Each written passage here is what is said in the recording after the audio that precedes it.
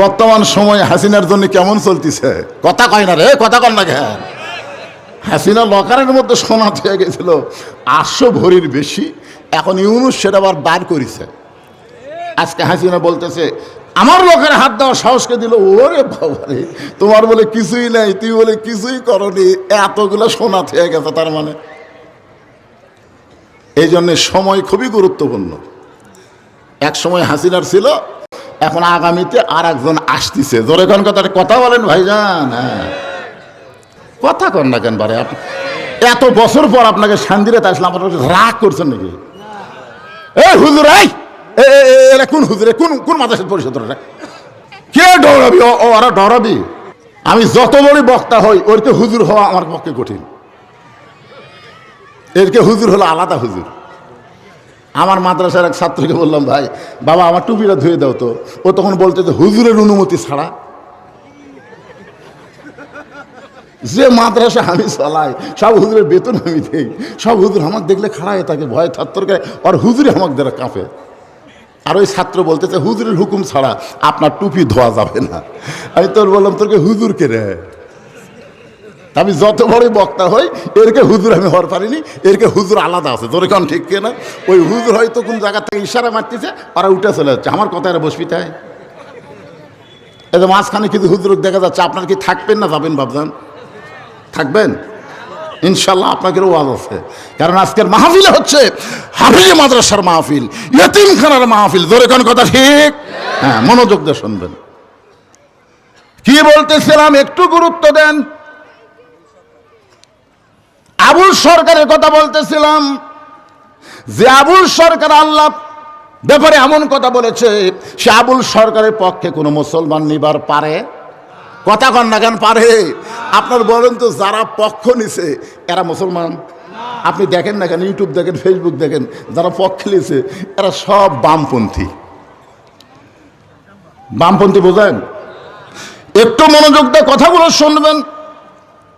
হযরত আলীর মাথা কানা ফাতেমা উরাতের উপরে নিয়ে কপাল একটা চুমু দেয়, বলে স্বামী গো এমন করে আপনি কাঁদবেন না, কারণ আসলে যাইতে হবে। সবাই বলেন আসলে, এই সত্য কথাটা বলেন, আসলে।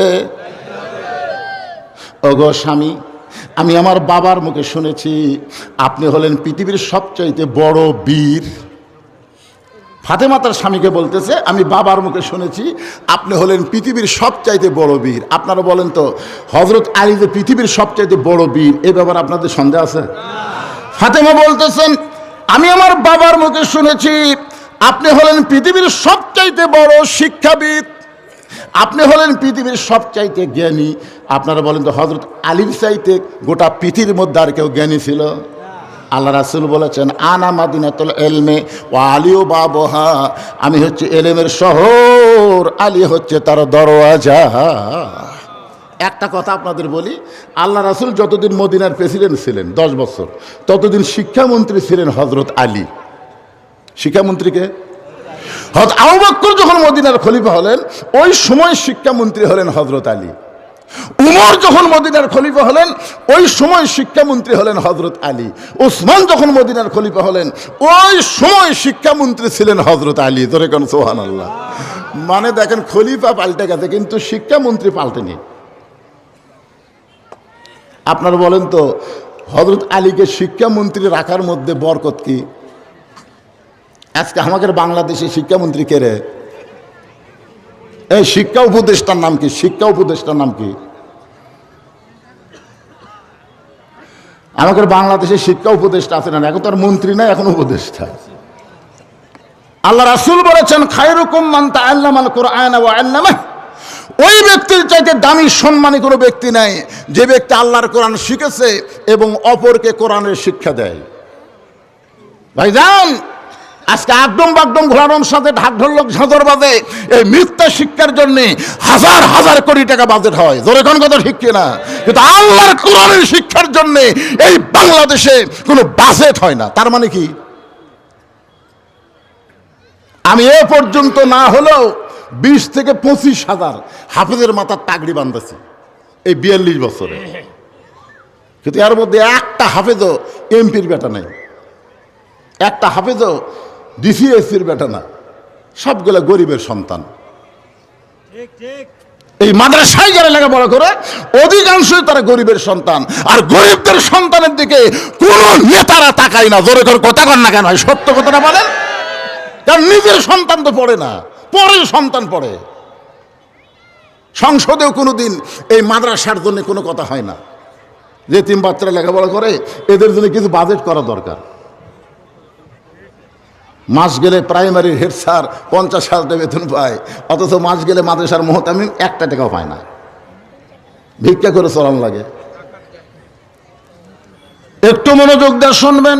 ফাতেমা চোখের পানি বের করে বলে, স্বামী গো, আমি বাবার মুখে শুনেছি আপনি হলেন পৃথিবীর সবচাইতে বড় বীর, আপনি হলেন পৃথিবীর সবচাইতে সত্য বড় জ্ঞানী। তাহলে সত্য কথা শুনে আপনি এমন করে পড়ে গেলেন কেন? ওগো স্বামী, আমি দুনিয়া থেকে বিদায় নিব, বিদায় নেওয়ার পর আমার 3টা চাওয়া আপনাকে পুরা করা লাগবে। হযরত আলী কান্দের বলে, ফাতেমা, দুনিয়ার জীবনে গরিব ছিলাম বলে তুমি কিছুই চাইলা না, মৃত্যুর পরে তুমি কি চাইবা ফাতেমা? ফাতেমা বললেন, আমার 1 নম্বর চাওয়া হলো আমি রাতের অন্ধকারে মৃত্যুবরণ করব, রাতের অন্ধকারেই আমাকে দাফন করা লাগবে। আমার 2 নম্বর চাওয়া হলো আমার কোনো জানাজার ব্যবস্থা করবেন না। আমার 3 নম্বর চাওয়া হলো আমার লাশটা খাটনিতে তুলবেন না, কারণ 4 জন ব্যক্তি আমার খাটনি কান্দে নেবে, এমন 4 জন ব্যক্তি আমি খুঁজে পাইলাম না। আমার বাবা যদি আজকে দুনিয়াতে জীবিত থাকতো, মরা মেয়ের লাশের খাটনি বাবা কান্দে নিবার পারতো। আমার হাসান হোসেন যদি বড় হইতো, তাহলে মায়ের লাশের খাটনি কান্দে নিবার পারতো। কিন্তু 6 মাস আগে আমার বাবা দুনিয়া থেকে বিদায় নিয়েছে। আমার হাসান হোসেন এত ছোট, এরা মায়ের লাশের খাটনি কান্দে নিবার পারবে না। আপনি শুধু কান্দে করে নিয়ে ওই জান্নাতুল বাকির পূর্ব কোণায় সবুজ রঙের একটা বাতি জ্বলবে, ওই বাতি বরাবর আমাকে দাফন করবেন। আমার কবর খুঁড়তে যদি আপনার কষ্ট হয়, তাহলে আপনার একান্ত বন্ধু যদি কেউ তাকে দুনিয়ায়, তার একটু বলে দিবেন সে যেন গোপনে ফাতেমার কবর খনন করে। দুনিয়ার কোনো পুরুষ মানুষকে যেন ফাতেমার কবরের খবর না দেয়। গভীর রাত্রে হযরত আলী কানতে কানতে দৌড় আবু যর গিফারের জানলার কাছে। আবু যর গিফার ঘরের মধ্যে থেকে চিন্তা করে, আমার জানলার কাছে ছোট বাচ্চার মতন এমন করে কে কানতেছে। দরজা খুলে বাইরে তাকায় দেখে আসাদুল্লাহিল গালিব হযরত আলী কাঁদতেছে। আবু যর গিফার বলে, আলী ভাই, জীবনে বহু যুদ্ধ তোমার সঙ্গে করলাম, কোন যুদ্ধে তোমাকে পরাজিত হয়ে আমি কাঁদতে দেখি নাই, কিন্তু আজকে আমার জানলার কাছে এমন করে কাঁদতেছ, তোমার জীবনে এমন যুদ্ধ কি শুরু হয়ে গেল?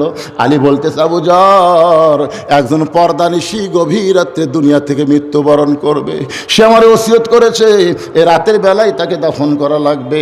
যারা আবু যর যা, জান্নাতুল বাকির পূর্ব কোণায় সবুজ রঙের বাতি জ্বলতেছে, ওই বাতি বরাবর একটা কবর কর।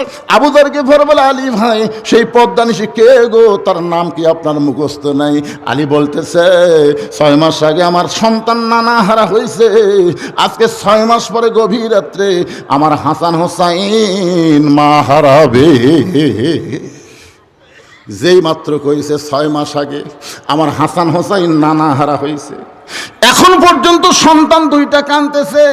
সাহাবীদের পাইলে জিজ্ঞেস করে, তোমরা কি আমার নানাকে দেখছো?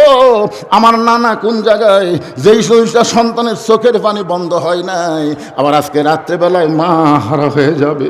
যারে আবু যর যা, একটা কবর কর।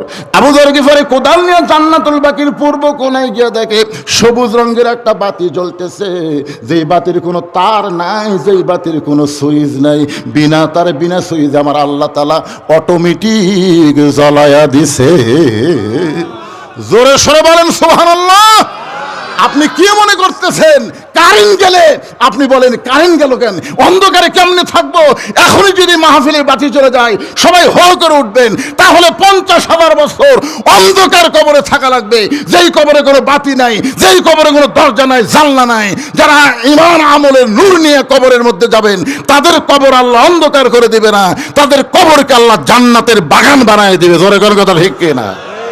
আপনারা বলেন তো, জান্নাতের বাগান বানাইলে ওখানে সুইচ কোথায়? আবু যর গিফারি লক্ষ্য করে দেখে যেই তারের মধ্যে যেই বাতির কোনো তার নাই, যেই বাতির কোনো সুইচ নাই, বিনা তারে বিনা সুইচ আমার আল্লাহ তাআলা অটোমেটিক জ্বলাই দিছে। আবু যর গিফারি লক্ষ্য করে দেখে ওই বাতির আলোটা গোলাকার হয়ে পড়ে নাই, চার কোণা হয়ে পড়েছে। ওই চার কোণার ভিতরে কোদাল দিয়ে কবর খনন শুরু করে দিল। এক সময় আবু যর আবেগে, অনেক সময় মানুষের বিবেক থাকে না, আবেগে বলতে যে কবর তুই কি বলতে পারিস এই গভীর রাত্রি কেন কবর খুঁড়তেছি? তোর মধ্যে এমন একজন মহিয়সী নারীকে দাফন করা হবে, আল্লাহর নবীর মেয়ে হওয়ার পরেও নবী তাকে মায়ের মতন সম্মান করেছে। আপনার বলেন তো ফাতেমা নবীর কে হয়? হাদিস শরীফ আছে, একদিন আল্লাহ রাসূল সাহাবীদের সামনে বললেন, রে সাহাবীরা, তোমরা জানো জয়নাব আমার মেয়ে, কুলসুম আমার মেয়ে, রোকে আমার মেয়ে। এই কথা বলেই নবী চুপ হয়ে যায়। আবার রাসূল বললেন, সাহাবীরা তোমরা কি জানো জয়নাব আমার মেয়ে, রোকে আমার মেয়ে, কুলসুম আমার মেয়ে। তিনবারে রাসূল বলতেছে তোমরা কি জানো জয়নাব আমার মেয়ে, রোকে আমার মেয়ে, কুলসুম আমার মেয়ে। তখন হাসান হোসেন নবীর কাছে বসে আছিল, এরা দুই ভাই বলতেছে এই তিনবার নবী মেয়ের কথা বললো, কিন্তু হামাকের মা গরিব বলে নবী হামাকের মায়ের কথা কয় না, আমরা থাকবো না। এই কথা বলে হাসান হোসেন যখন যাবার চাই, নবী দুইজনকে এক টানে বুকের মধ্যে নিয়ে বলে, ভাইজান তোদের মা ফাতেমা আমার মেয়ে না রে, তোদের মা ফাতেমা হলো আমারও মা। সুবহানাল্লাহ না খান। সঙ্গে সঙ্গে সাহাবীরা বলতেছি, ইয়া রাসূলুল্লাহ আমরা সবাই জানি ফাতেমাও আপনার মেয়ে, কিন্তু আপনি নিজে কেন মা বলতে পারেন? রাসূল বললেন, তাহলে শোনো, ওই তাইফের ময়দান থেকে রক্তমাখা শরীর নিয়ে আমি যখন আবার মক্কায় ফিরে আসলাম, ওই সময় আমার দরদের বিবি খাদিজা দুনিয়াতে ছিল না, কিন্তু খাদিজার পেট থেকে আল্লাহ 4টা মেয়ে আমাকে দিয়েছিল। ওই 4টা মেয়ে তখন দুনিয়াতে ছিল। কয় মেয়ে? নবী বলতেছে, আমি যখন ঘরের মধ্যে ঢুকলাম একসঙ্গে 3 মেয়ে ঘরের মধ্যে আসলো। রোকেয়া, কুলসুম আর জয়নাব বলতেছে, বাবা আপনি তাইফে কেন গেলেন? বাবা তাইফবাসীরা এত পাথর মারছে, গোটা দেহ আপনার রক্তাক্ত হয়ে গেছে, এই কষ্ট আপনি কেমনে সহ্য করবেন? 3টা মেয়ে মেয়ের মতন কথা বলে চলে গেছে। আসলেই তো তাই, পাথর মারছে কাকে? নবীকে। এই কষ্ট আপনি কেমনে সহ্য করবেন? রাসূল বললেন, সাহাবীরা 3টা মেয়ে মেয়ের মতন কথা বলে যখন চলে যায়, এমন সময় ফাতেমা আমার ঘরের মধ্যে ঢুকে দরজা বন্ধ করে দেয়। রাসূল বলে, ফাতেমা ঘরের মধ্যে ঢুকে কেন দরজা বন্ধ করলি? ফাতেমা বলতেছেন, বাবা ইব্রাহিম নবীর জন্য আল্লাহ যদি নমরুদের চুলা শান্তির বাগান বানাবার পারে, মুসা নবীর জন্য আল্লাহ যদি সাগরকে রাস্তা বানাবার পারে, তাহলে আমার বাবার জন্যে আল্লাহ তাইফের পাথর কেন তুলা বানাবার পারলো না? আজকে যদি তাইফের পাথর তুলা হইতো, আমার বাবার গায়ে লাগতো ঠিকই, কিন্তু চামড়া কাইটা রক্ত বের হতো না। এই কষ্ট আমি কেমনে সহ্য করব বাবা? এই কষ্ট আমি কেমনে সহ্য করব? 3টা মেয়ে বলেছে, এই কষ্ট আপনি কেমনে সহ্য করবেন? জয়তুনের তেল গরম করে ঘরের মধ্যে ঢুকে দরজা বন্ধ করে দেয়। আমি রাসূল বললাম, ফাতেমা আবার কেন দরজা বন্ধ করলি? ফাতেমা বললেন, বাবা সন্তান যখন বড় হয়, ওই সন্তানকে গোসল করাইতে গেলে দরজা খুলে গোসল করা যায় না বাবা। রাসূল বলেন, সাহাবীরা রে, ফাতেমা আমার দেহের জুব্বা খুলে যত জায়গায় তায়েফবাসী পাথর মারছে, ওই গরম পানির মধ্যে নরম কাপড় চুবড়ায়া চুবড়ায়া আমার গোটা দেহ পরিষ্কার করে ওই নরম আঙ্গুলের মধ্যে গরম জয়তুনের তেল নিয়ে আমার ক্ষতস্থানে যখন মালিশ করে দেয়, আমি নবী কখন যেন সন্তান হইয়া ফাতেমার উরাতকে বালিশ বানায় ঘুমায় গেছি। ওই ঘুমের মধ্যে আমি স্বপ্নে দেখতে পাই আমার মা আমিনা আমার শিওরের পাশে দাঁড়ায় কাঁদতেছে। এত বছর পরে আমিনাকে দেখে বললাম, মা আইসেন যখন আর যাবার দিব না। আমি স্বপ্নকে বাস্তব মনে করে আমিনার হাত ধরেছি, কিন্তু ওই সময় ফাতেমা আমার কপালে একটা চুমা খায়। আমি নবী দেখি ফাতেমার চোখের পানি আমার চোখের মধ্যে ঢুকে গেল। আমি বললাম, ফাতেমা তুই কেন কান্দিস কেন মা? ফাতেমা বলে, বাবা আমি কান্দি না, আপনি আমারে কাঁদাইতেছেন। আপনি স্বপ্নে আমার হাতটা মা বলে চাইপা ধরলেন, এখন পর্যন্ত আপনি আমার হাতটা ছাড়েন নাই। রাসূল বলে, ফাতেমা স্বপ্নে যদি তোর হাত চাইপা ধরে মা বলে ডাক দে, তাহলে তুই শুধু আমার ফাতেমা না, তুই হইলি আমার মা আমিনা। লিল্লাহি তাকবীর। আবু যর গিফারি বলে, কবর তোর মধ্যে এমন একজন মহিষী নারীকে দাফন করা হবে যার স্বামী হলো আসাদুল্লাহিল গালিব। এই কথা বলার পরে আবার কোদাল দিয়ে কবর খনন শুরু করে দিছে।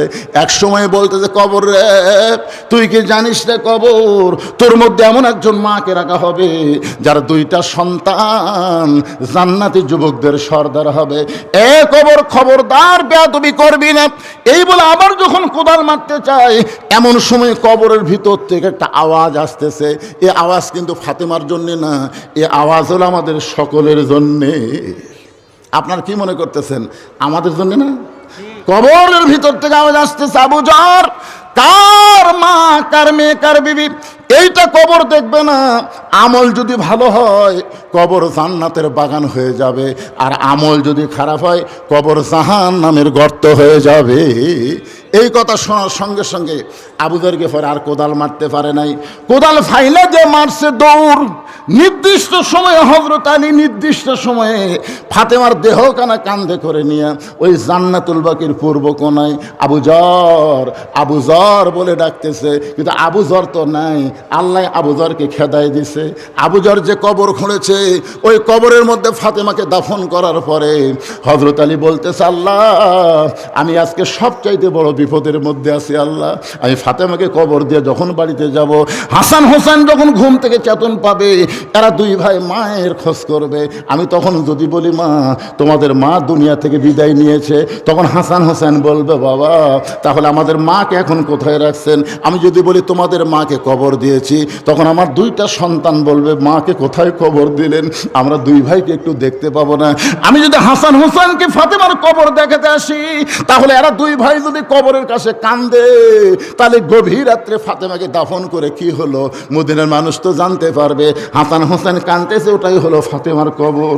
কবর রে, আমি আজকে কিভাবে ফেরত যাই? ও ফাতেমার কবর, আমি আলী আজকে বড় বিপদে পড়েছি। এই কথা কয়েকবার বলার পরে হযরত আলী তাকায় দেখে সামনে কয়েকটা পুরাতন কবর দেখা যায়। এইমাত্র ফাতেমার কবর দিল, সেই নতুন কবর গেল কোন জায়গায়? গোটা জান্নাতুল বাকি দৌড়ের বলে ফাতেমার কবর। এখন এই ফাতেমার কবর দিলাম, সেই কবর গেল কোন জায়গায়? কে যেন গায়েব থেকে আওয়াজ দেয়, আলী, ফাতেমা পর্দানিশি। আমি আল্লাহ জহুরা ডিগ্রি দিয়া, জোরে বলেন কি ডিগ্রি? আরো জোরে বলেন কি ডিগ্রি? আমার মায়েদের জন্য অত্যন্ত গুরুত্বপূর্ণ কথা। আল্লাহর পক্ষ থেকে বলা হচ্ছে, আলী রে, আমি আমার ফাতেমাকে জহুরা ডিগ্রি দিয়ে তার কবরটাকে কিয়ামত পর্যন্ত আমি পর্দা করেছি। হযরত আলী ফজরের নামাজ পড়তে গেলেন, রাত্রে বিবিকে দাফন করে ফজরের নামাজ পড়তে গেলেন। মসজিদের মধ্যে যা দেখে আবু যর নাই। আলীর মনের মধ্যে একটু রাগও আছে, তো কবর খুঁড়বার দিছি, আর তুই কবর খোঁড়া বাদ দিয়ে কোথায় গেছিস? ফজরের সময় আবু যর নাই, জোহরের সময় নাই, আসরের সময় নাই, 1 দিন নাই, 2 দিন নাই, 1 সপ্তাহ নাই, 1 মাস নাই। সমস্ত সাহাবীরা বলা বলি করলো, নবীর জলিল কদর সাহাবী আবু যর গেল কোথায়? আলী কিন্তু জানে, কিন্তু কাউকে বলতেছে না যে আমার বইয়ের কবর খুঁড়বার দিয়ে হেরে গেছে। 1 বছর যায়, 2 বছর যায়, সবাই চিন্তা করে আবু যর গিফারি গেল কোথায়? কয়েক বছর পরে মদিনায় আবু যর গিফারি, কয়েক বছর পর মদিনার বাচ্চারা পাগলের মতন দেখে, কেউ ঢাল মারে, কেউ তিরস্কার করে, পাগল পাগল। সবাই যখন পাগল পাগল বলে আবু যর গিফারিকে তিরস্কার করে, ঢাল মারে। এমন সময় হযরত আলী চিন্তা করে, এই পাগল কে রে? এক দৌড়ে সামনে গিয়ে তাকায় দেখে, ইয়ানজুরু বিনুরিল্লাহ, এই পাগল কেউ না, এই পাগল হলো আবু যর গিফারি। হযরত আবু যর গিফারির হাতটা ধরে বলে, ভাইজান, আমার ফাতেমার কবর খুঁড়তে গিয়ে কোথায় হারিয়ে গেলি? আজ কত বছর পরে তোকে মদিনায় পাইলাম, তুই পাগল বেশে ঘুরতেছিস, বল রে বল। আবু যর, আমার ফাতেমার কবর খুঁড়তে খুঁড়তে তোর কি হলো? আবু যর গিফারি খালি কান্দে আর কান্দে। আবু যর গিফারিকে হযরত আলী বুকের মধ্যে চাইপা ধরে বলে, না বললে তোকে ছাড়বো না। একসময় আবু যর গিফারি কাঁদতে কাঁদতে কাঁদতে কাঁদতে যখন পড়ে যায়, হযরত আলী উরাটটা বালিশ বানিয়ে দিয়ে কপালে চুমোতে বলে, আবু যর, বল ভাই বল, তুই কি জন্য পাগল হয়ে গেলি, সংসার ত্যাগ করলে, বল। আবু যর গিফারি শুধু 3 বার একটা শব্দ উল্লেখ করেছে, কবর, কবর, কবর তিনবার উল্লেখ করে হযরত আলী তাকায় দেখ আবু যর গিফার আর নাই, এই দুনিয়া থেকে চিরদিনের মতো বিদায় নিয়েছে। চারিদিকে সাহাবারা এসে আলীকে বলতে, আলী ভাই কোন পাগলকে উড়াতে নিয়ে ঘুম পাড়াইতেছ? আলী বলতে, সাহাবীরা রে, কয়েক বছর থেকে যেই আবু যরকে আমরা খুঁজতেছি, আজকে সে আবু যর আমার উড়াতে মাথা দিয়া তিনবার শুধু কবর কবর কবর বলে দুনিয়া থেকে বিদায় নিয়ে চলে গেল।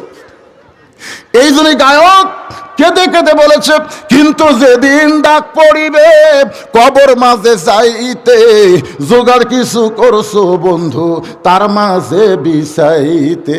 আমি সূরা আসরের 4টা বিষয় আপনাদের সামনে আলোচনা করব, আপনারা কি শুনবেন ভাই? কারা কারা শুনবেন আল্লাহকে একটু হাত দেখান। লিল্লাহে তাকবীর। এই দাঁড়ানোগুলো হাত তোলেন না কেন? এরকম আমার বেশি সন্দেহ হয়। সবাই হাত তোলেন, 2 হাত তোলেন। লিল্লাহে তাকবীর। হাত নামান। আমি ওয়াদা দিলাম কোরআন শরীফ সামনে নিয়ে, অসুবিধা নেই। কিন্তু এই যে কবরের কথা বললাম, আমরা সবাই কবরে যাব, যে কোনো সময় আমাদের ডাক পড়বে। জোরে কোন কথা ঠিক কিনা? এ কি বলতেছে? কিন্তু যেদিন ডাক পড়বে, কিন্তু যেদিন মানে কোন দিন? যে কোনো সময় ডাক পড়বে। সেই কবরের পাথর হিসাবে আজকে এই শান্তিরা এতিমখানা মাদ্রাসায় আপনাদেরকে দান করা লাগবে। এত হাজার হাজার মানুষের মধ্যে আমি আপনাদের কাছে এই মাদ্রাসায় দান করার জন্যে একটা করে কোরআন মাত্র 500 টাকা, 500 টাকা দিবেন, একটা কোরআন শরীফ দান করার সওয়াব আল্লাহ আপনাদের আমল নামায় দিয়ে দেবে। যাদের বাপ মা কবরে গেছে, আল্লাহ কোরআন দানের ওসিলায় আল্লাহ যেন বাপ মার কবরকে জান্নাত বানায় দেয়। কেউ যদি মনে করে হুজুর আমি একটা কোরআন দেবো না, 5টা কোরআন দিব 2500 টাকা, 10টা কোরআন দিব 5000 টাকা। এখানে অনেক আল্লাহর বান্দা আছে। পৃথিবীর শ্রেষ্ঠ দান নবীর মাদ্রাসা একটা কোরআন। আপনাদের কাছে ব্যাগ যাবে, রুমাল যাবে, একজন উঠবেন না। এখনই হাত দেখাচ্ছেন, এখনই যদি আপনি না শুনে চলে উঠে যান, তাহলে লিমা তাকুলু মালা তাফালুন, যে কথা বলে তার সাথে কাজের মিল নাই, ওই হলো টাটকা মুনাফিক। জোরে কন, কি মুনাফিক? কথা কয় না কেন? এখনই হাত তোলেননি আপনারা, শুনবেন না তো? শোনার জন্য হাত তুলে আদায়ের কথা বললে লাভ ঘটেন কেন? আমি আপনারা কি মনে করছেন আমি ঘন্টা ঘন্টা আদায় করবো? ওয়াজ করা লাগবে রে, বহুদিন পড়াচ্ছি।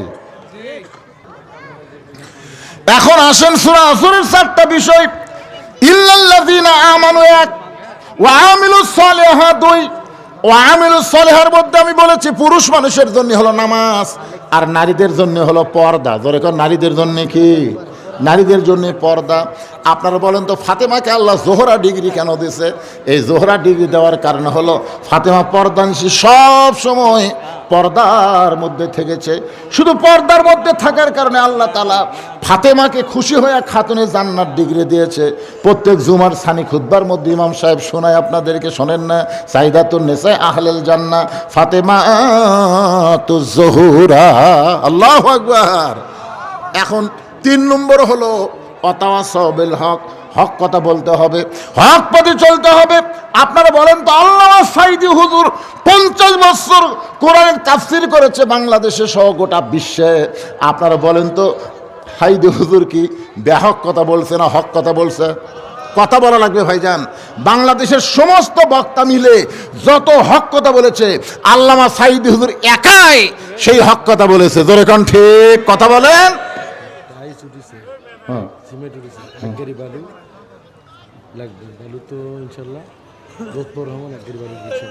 তো কয় গাড়ি লাগবে? 3 ঘর টাইম লাগবে।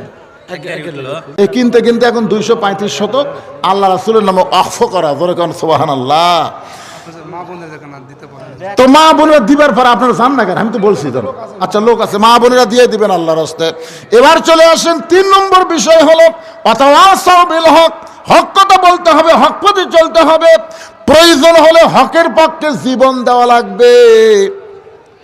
হাসিনার গ্রুপ যখন ঘোষণা করলো হামাক নামাইকে, এমন সময় সর্বপ্রথম একজন যুবক, রংপুরের তরুণ ছাত্র আবু সাঈদ, বাতিলের বিরুদ্ধে হকের পক্ষে জীবন দিয়েছে। কথা কন না কেন? আবু সাঈদের জীবন দেওয়ার পর থেকে কিন্তু জীবন দেওয়া শুরু হয়েছে। আমার কথা কি বুঝলেন? আপনারা বলেন তো, হকের পক্ষে যারা জীবন দেয় তারা কি মারা যায়?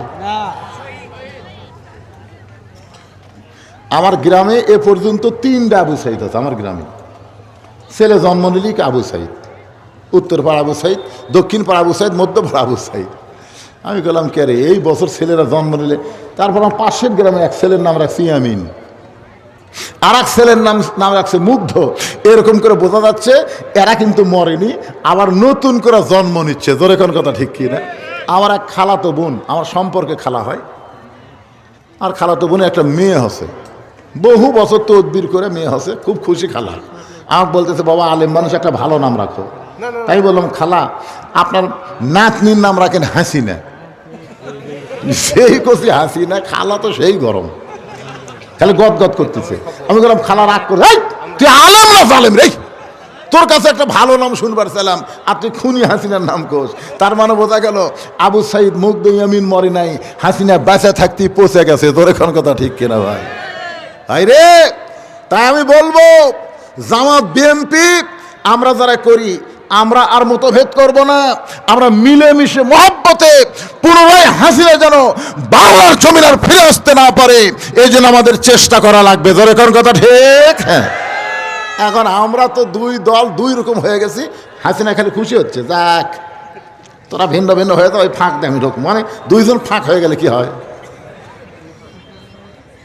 হাসিনা যখন ক্ষমতাতে ছিল জামাত বিএনপি একই জায়গায় ঘুম পাচ্ছে।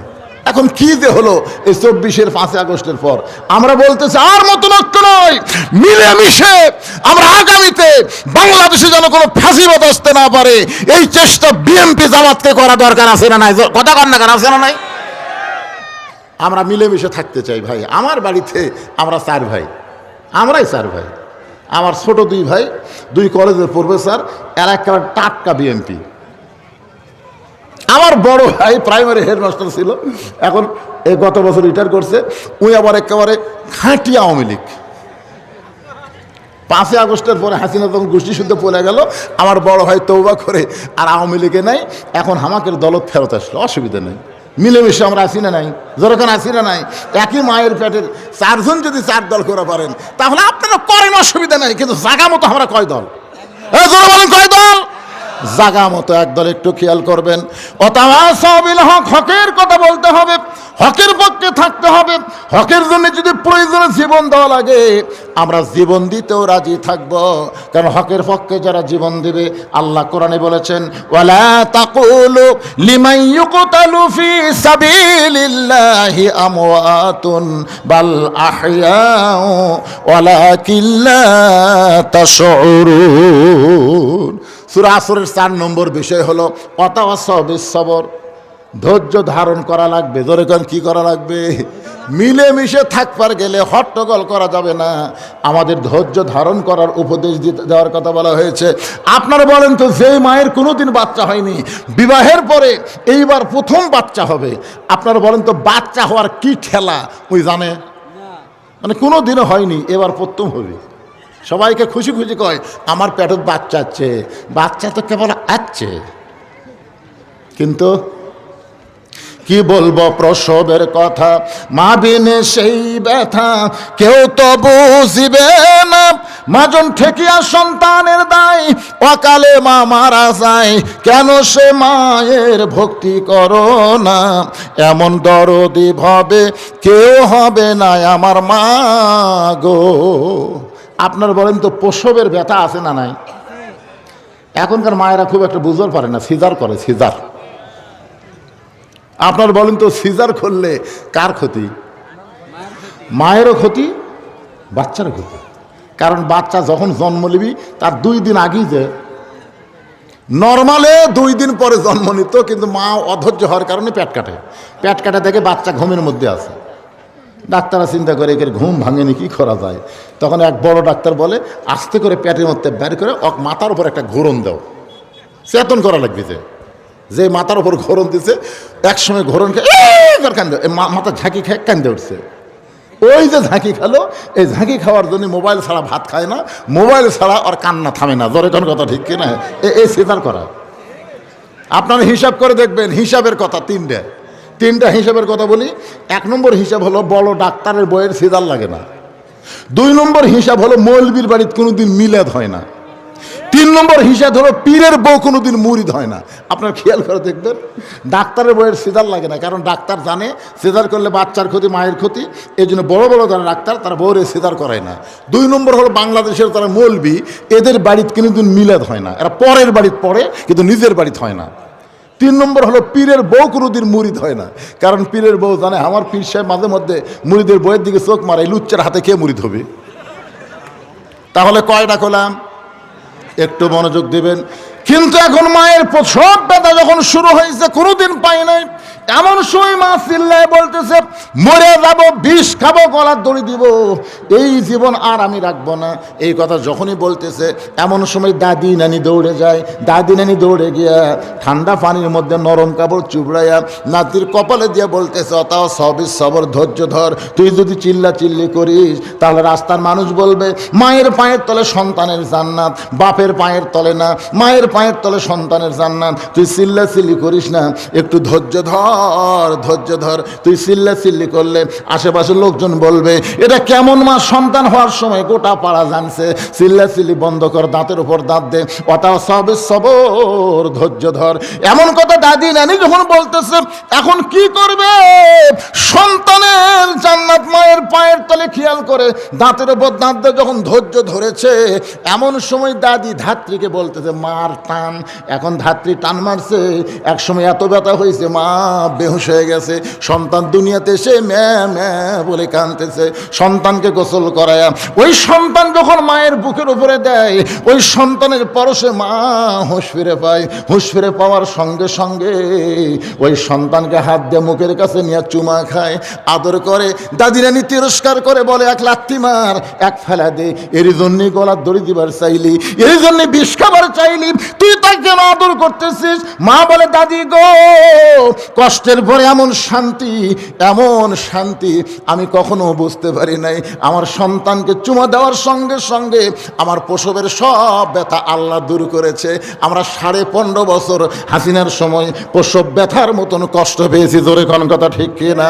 ওয়াজ করেছি টাঙ্গাইলে, সিরাজগঞ্জ রোডে আইছি। এমন সময় বউ মোবাইল করে বলতেছে আপনি এখন কোথায়? আমি বললাম রোডে, 2 কেজি চমচম লিছি। বউ বলতেছে যতই চমচম নেন আসেন না। আমি বললাম কেন? বলে সন্ধ্যা থেকে পুলিশ খুঁজতেছে, সন্ধ্যা থেকে আপনার পুলিশ খুঁজতেছে, পুলিশের গাড়ি খালি গেটের এদিকে যাচ্ছে এদিকে যাচ্ছে, আসেন না। আমি চিন্তা করলাম কে 2 কেজি চমচম লিয়ে কুটি যাই। বাড়ির যখন যাওয়া হবে না, শ্বশুরকে মোবাইল করলাম, আসসালাম আব্বা কেমন আছেন? 2 কেজি চমচম কিনেছে আব্বা, আমি যাই। তো বাড়ি পুলিশ ঘুরতেছে। শ্বশুর কই খবরদার আমার এটা জানা আসো না, তোমার খবর হলে আমার বাড়িতে আসবি, দরকার নেই। বন্ধু বান্ধবরে মোবাইল করলাম, কে রে ভাই? কই এই বিপদে আমরা নাই। গাড়ি জঙ্গলের মধ্যে থুয়ে আলুর বাগুরের মধ্যে কম্বল পড়ে ঘুম পাড়ছি। কি মনে করছেন প্রসব বেদনার মতন কষ্ট আমাকে হয়নি? আমি ঘুমাইছি, তার পাশে এক বিএমপির ভাই, হুজুর কি খবর? ঠান্ডা লাগতেছে, তাহলে কম্বল দেই। কি মহব্বত! ওর এক কম্বল আমাকে দিল, 2 ভাই গলা ধরে ঘুম পাড়ি। রে কি দিন গেছে আমাকে রে। ওই মায়ের প্রসব ব্যথার মতন আমরা কষ্ট পেয়েছি।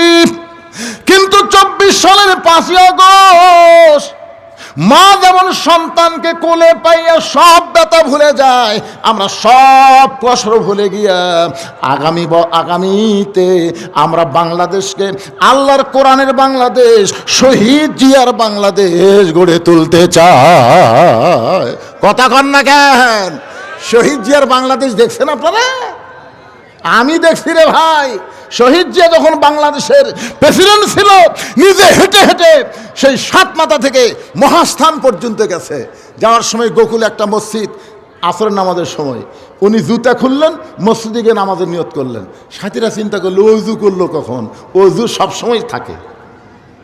সেই মানুষ ছিল জিয়াউর রহমান।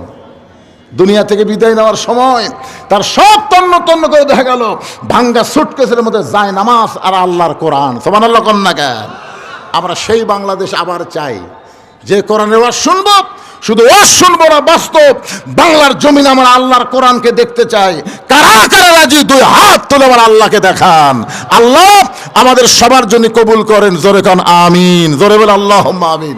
আমরা মিলেমিশে থাকতে চাই, আমাদের মধ্যে কোনো ভেদাভেদ নাই, অত সব সবর, ধৈর্য ধারণ করা লাগবে। অনেক সময় শয়তান এসে কান মন্ত্র দিবি, শয়তানের কান মন্ত্র না শুনে আমি বলবো আমার ভাই কথা বলছে কিনা, আমি কাছে গিয়ে যাচাই করে শুনবো। এভাবে মিলেমিশে আল্লাহ আমাদের সবাইকে থাকার তৌফিক দান করুক। 1 নম্বর হলো ঈমান, 2 নম্বর হলো আমিলুস সলিহা নেক আমল, 3 নম্বর অত সবিল হক, 4 নম্বর অত সবিস সবর। প্রত্যেকটা বিষয়ের আমি কিছু কিছু আলোচনা করেছি। আলোচনা মোতাবেক আল্লাহ বক্তা শ্রোতা সবাইকে আমল করার তৌফিক দান করুক, সকলে বলে আমিন। আস্তাগফিরুল্লাহ রব্বি মিন কুল্লি জামবি ওয়া তুবু ইলাই, আস্তাগফিরুল্লাহ রব্বি মিন কুল্লি জামবি ওয়া তুবু ইলাই, লা হাওলা ওয়া লা কুওয়াতা ইল্লা বিল্লাহিল আলিয়্যিল আযীম। আল্লাহুম্মা আমিন। আল্লাহুম্মা আনতাস সালাম ওয়া মিনকাস সালাম, তাবারাকতা ইয়া যাল জালালি ওয়াল ইকরাম। মাবুদ